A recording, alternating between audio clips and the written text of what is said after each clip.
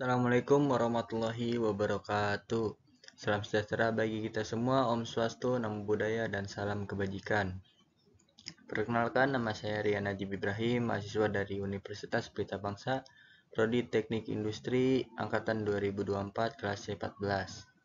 Saya di sini akan melakukan presentasi guna memenuhi tugas mata kuliah Statistika Industri yang diampu oleh dosen saya, yaitu Bu Mia Amelia, STMT yang saya hormati dan saya banggakan. Di sini saya akan menjelaskan konsep atau materi Onwe-Anova yang merajuk pada suatu jurnal. Jadi kita akan menganalisis suatu jurnal yang membahas suatu kasus menggunakan uji Onwe-Anova.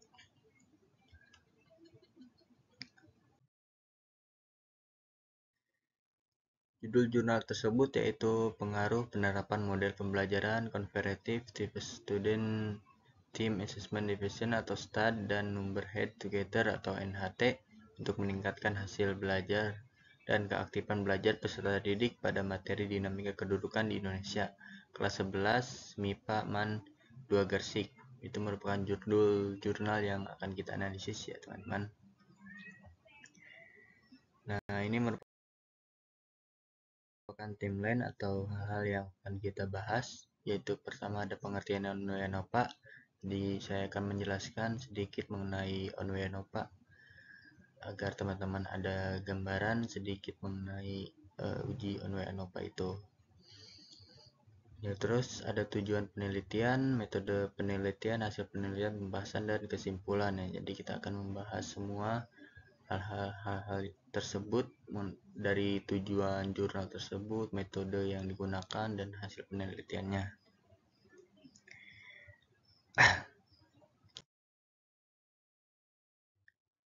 Baik, di sini ada pengertian Onwe-Anova. Onwe-Anova adalah analysis of ranges, adalah teknik statistik untuk membandingkan rata-rata dari 3 atau lebih kelompok yang independen. Tujuan utama Onwe-Anova adalah untuk menentukan apakah ada perbedaan signifikan antara kelompok-kelompok tersebut. Jadi tujuan uji Onwe-Anova itu intinya untuk mengetahui apakah terdapat perbedaan antara kelompok-kelompok tersebut, antara satu kelompok dengan kelompok lain.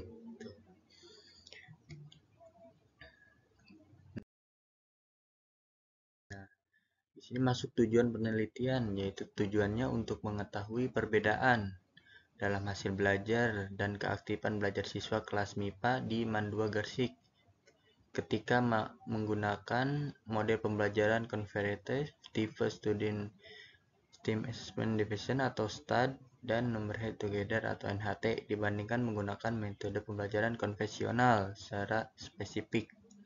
Penelitian ini ingin menjawab dua hal. Jadi penelitian ini dibikin untuk menjawab dua hal ini. Yang pertama yaitu apakah ada perbedaan hasil belajar antara pembelajaran STAD, NHT, dan konvensional.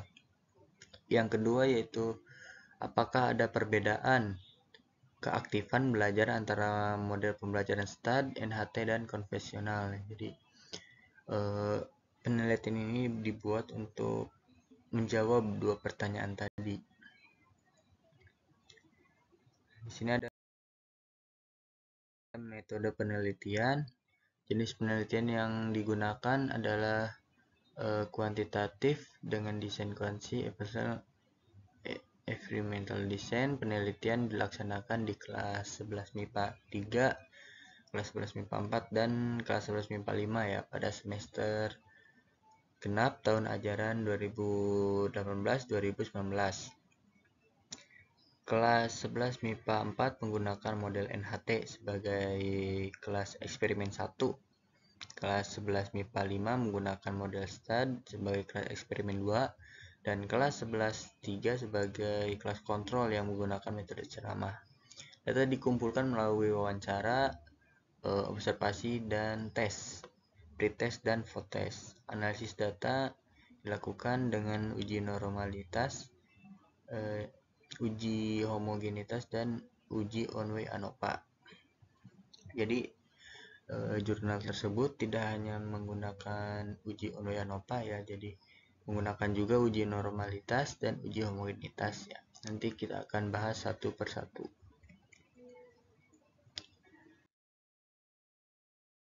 Hasil penelitian. Penelitian ini dilakukan di kelas 11 MIPA 3, 11 MIPA 4, dan 11 MIPA 5 Mandua Gersik tahun ajaran 2019 dan 2018 semester genap. Tahap awal sebelum melakukan penelitian, perangkat pembelajaran divalidasi terlebih dahulu oleh dosen ahli yakni validator dosen geografi. Data diperoleh meliputi analisis, pelaksanaan pembelajaran dan analisis hasil belajar peserta didik dilihat dari hasil pretest dan posttest. Data yang diperoleh selanjutnya dianalisis dan digunakan untuk menjawab rumusan masalah. Jadi untuk menjawab rumusan masalah tadi atau dua pertanyaan tadi yang sudah kita bahas, berikut disajikan hasil penelitian yang telah dilakukan beserta pembahasannya. Yang pertama itu hasil belajar peserta didik, yaitu data hasil peserta didik diukur dengan menggunakan penilaian tes yang diberikan oleh guru kepada peserta didik, yaitu hasil dari pretest dan posttest. Soal pretest diberikan sebelum diterapkannya model pembelajaran STAD dan NHT untuk mengetahui kemampuan awal peserta didik. Soal posttest diberikan setelah diterapkannya model pembelajaran STAD dan NHT untuk mengetahui kemampuan peserta didik dalam memahami materi setelah diberikan perlakuan.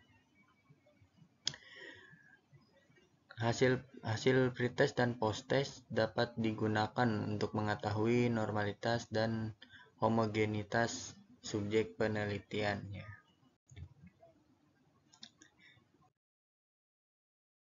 Baik, yang pertama yaitu uji normalitas, yaitu uji normalitas dilakukan untuk mengetahui data yang akan diuji berdistribusi secara normal atau tidak ya. Jadi uji normalitas ini digunakan untuk mengetahui apakah data tersebut berdistribusi normal atau tidak. Kita menggunakan uji normalitas Kolmogorov-Smirnov ya, atau uji KS dengan program atau IBS SPS statistik 21 menggunakan taraf signifikasi 5% atau 0,05 ya. Jadi ketika nanti nilai V-nya itu lebih dari 0,05, maka data tersebut dinyatakan berdistribusi normal ya.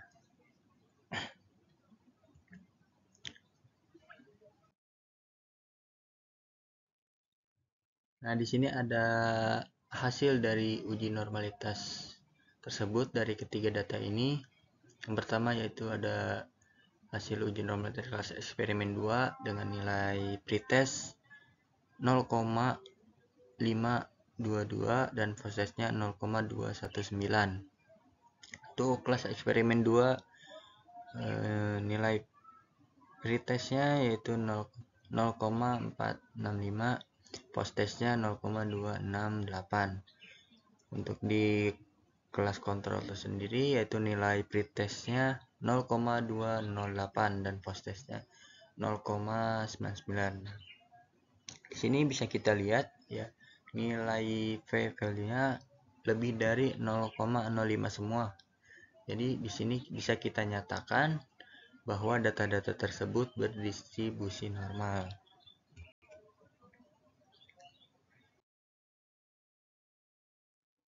Yang kedua ada uji homogenitas. Uji homogenitas digunakan untuk mengetahui apakah data nilai peserta didik baik pada kelas kontrol maupun pada kelas eksperimen bersifat homogen atau tidak, dengan asumsi H0 diterima jika sama dengan 0,05. Berikut hasil perhitungan uji homogenitas data nilai pretest dan posttest kelas eksperimen dan kelas kontrol ya.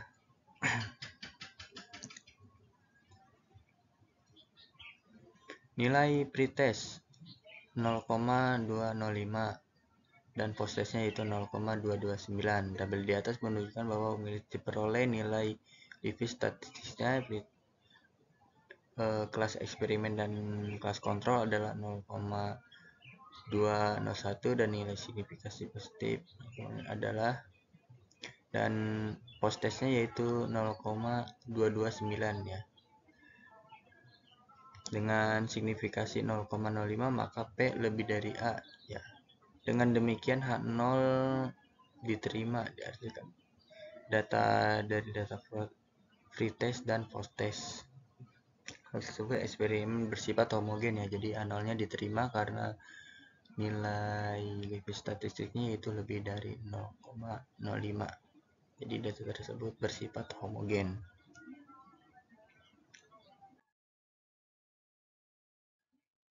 Nah, yang di sini ada uji Onwe-Anova ya. Tadi sudah dijelaskan bahwa uji Onwe-Anova itu digunakan untuk mengetahui apakah terdapat perbedaan atau tidak dari data tersebut. Nah, berikut merupakan hasil dari Onwe-Anova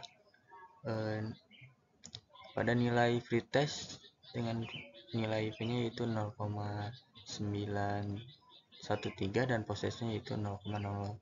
Tabel di atas menunjukkan bahwa uji Onwe-Anova diperoleh nilai signifikasi pretest kelas eksperimen dan kontrol sebesar 0,913 lebih dari 0,05. Diasumsikan bahwa 0 diterima ya. Yang diartikan bahwa nilai pretest tidak ada perbedaan nilai kelas eksperimen dan kelas kontrol.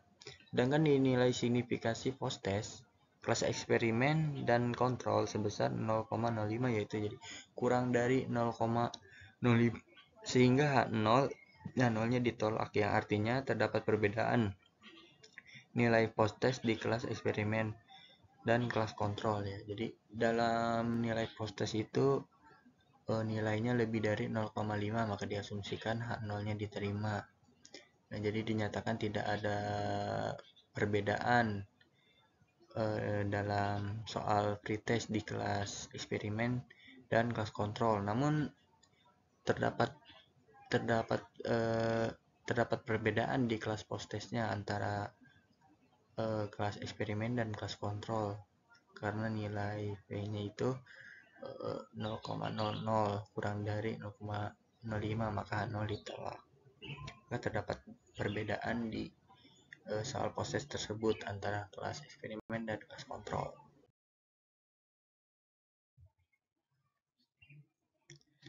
Untuk di sini ada uji FOS, Hoek-Turke atau HSD FOS test, yaitu digunakan untuk mengetahui apakah ada perbedaan antara rata-rata nilai FOS test ketiga model pembelajaran, yaitu model pembelajaran STAD, NHT, dan konvensional dengan asumsi A0 ditolak jika sama dengan 0,05%.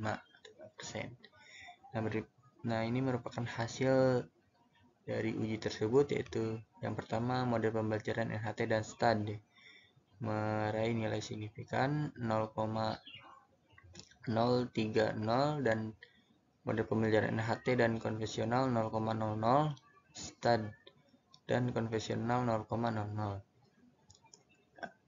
Tabel 6 atau tabel di atas menunjukkan bahwa hasil post-test dari tiga data tersebut terdapat perbedaan yang signifikansi antara NHT dengan STAD memperoleh sebesar NHT ya, dengan konvensional memperoleh hasil sebesar 0,05, sedangkan STAD dengan konvensional memperoleh hasil 0,00.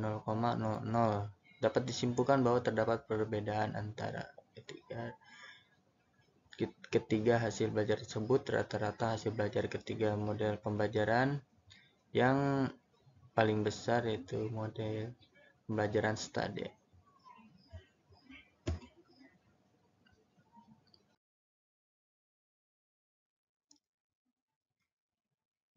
Di sini ada hasil keaktifan belajar. Terdapat 6 indikator ya untuk melihat keaktifan pembelajaran peserta didik. Antaranya itu yang pertama mendengarkan. penjelasan guru. Yang kedua, mengajukan pertanyaan. Yang ketiga, menjawab dan memberikan tanggapan, berdiskusi kelompok, kemampuan berpresentasi, dan kemampuan berargumen, yaitu merupakan indikator untuk menilai keaktifan belajar. Skor indikator keaktifan pada kelas kontrol mendapatkan skor rata-rata 49% dengan kriteria skor yaitu rendah. Kelas eksperimen 1 menggunakan model pembelajaran NHT mendapatkan rata-rata 78,4% dengan kriteria skor yaitu tinggi. Sedangkan pada kelas eksperimen 2 yaitu menggunakan model pembelajaran STAD mendapatkan skor rata-rata 74,5% dengan skor kriteria tinggi. Dapat disimpulkan bahwa terdapat perbedaan keaktifan peserta didik pada kelas eksperimen 1 dan eksperimen 2 dan kelas kontrol.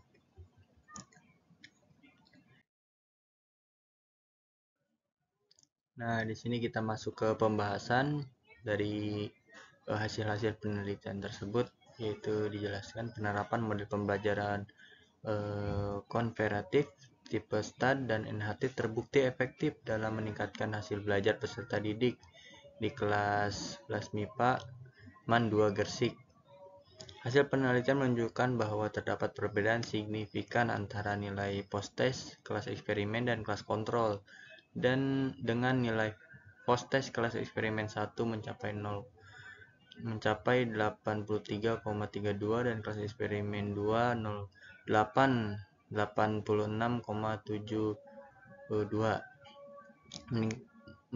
meningkat dari nilai pretest yang masing-masing sebesar 50,14 dan 50,84. Uji Onoi-Anova menunjukkan nilai signifikasi 0,00 yang mengindikasi bahwa 0 ditolak dan ada peningkatan hasil belajar yang signifikan.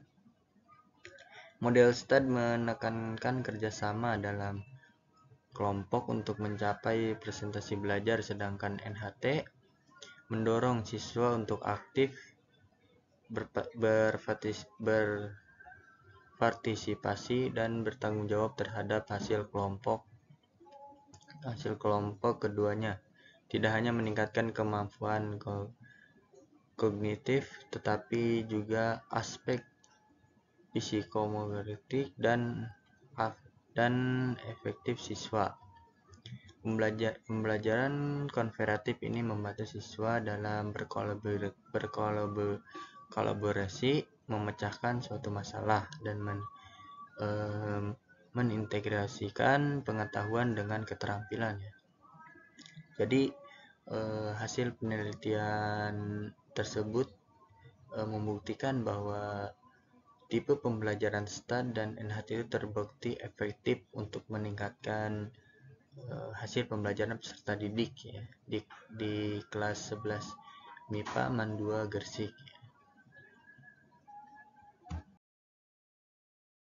Di sini kita masuk ke kesimpulan ya. Di sini saya dapatkan dua kesimpulan. Yang pertama yaitu terdapat perbedaan hasil belajar antara kelas eksperimen dengan kelas kontrol. Setelah dilakukan uji Onoi-Anova diperoleh hasil perhitungan nilai signik 0,00 kurang dari alfanya 0,05, yaitu dinyatakan 0 ditolak. Dapat disimpulkan adanya perbedaan rata-rata nilai post-test kelas eksperimen dengan nilai kontrol. Rata-rata hasil belajar post-test kelas pada kelas eksperimen mengalami kenaikan. Dapat dilihat pada rata-rata nilai pretest sebesar 50,14, kemudian diberikan perlakuan berupa pembelajaran yang menggunakan model pembelajaran NHT setelah dilakukan post-test. Rata-rata nilai post-test sebesar 83,32 ya. Jadi sebelum diterapkannya metode pembelajaran NHT itu nilai pretestnya cuman di bawah rata-rata ya. Jadi setelah dilakukan diterapkannya model pembelajaran STA dan NHT itu nilai pretest maupun posttestnya mengalami kenaikan. Dengan yang pertama nilai pretestnya 50-an jadi naik ke 80-an ya. Itu terbukti efektif. Untuk yang kedua itu kesimpulannya, keaktifan belajar peserta didik dilihat bahwa persentase skor indikator keaktifan pada kelas kontrol mendapatkan skor 49% dengan kriteria skor yaitu rendah. Pada kelas eksperimen menggunakan model pembelajaran NHT, skor rata-rata 78,9 dengan kriteria skor tinggi, sedangkan pada kelas eksperimen 2 yaitu model STAD mendapatkan skor rata-rata 74,0 dengan skor kriteria yaitu tinggi. Dapat disimpulkan bahwa terdapat perbedaan keaktifan peserta didik pada kelas eksperimen 1, eksperimen 2, dan kelas kontrol. Jadi kesimpulannya bukan hanya peningkatan belajarnya saja yang meningkat ketika diterapkannya metode STAD NHT diterapkan ya. Jadi keaktifan siswa pun meningkat ketika diterapkannya model pembelajaran STAD dan NHT.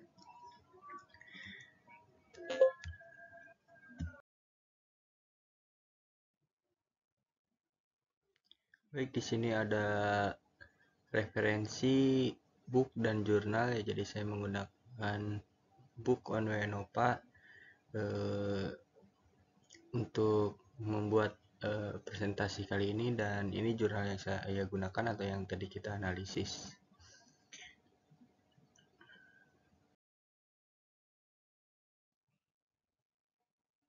Daftar pustaka. Nah, ini merupakan daftar pustaka dari jurnal dan buku yang tadi ya.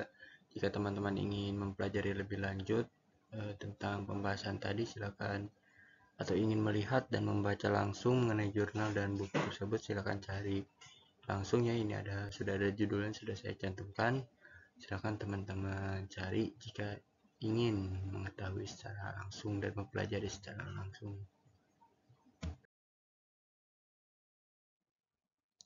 Mungkin cuma sekian presentasi atau pembahasan yang bisa saya sampaikan.